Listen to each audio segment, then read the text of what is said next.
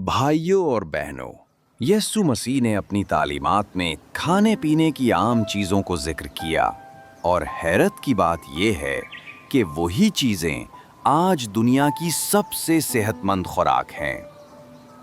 यीशु ने फरमाया, मैं जिंदगी की रोटी हूँ। यूहन्ना 6:35।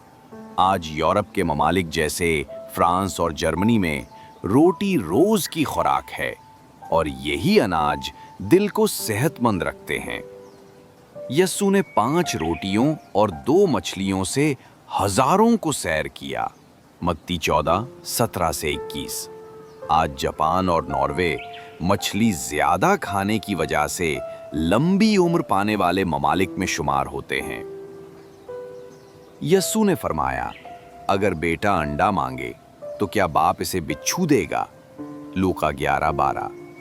आज अमेरिका और कोरिया में अंडा रोजाना की ग़िज़ा है और ये प्रोटीन और विटामिन से भरपूर है।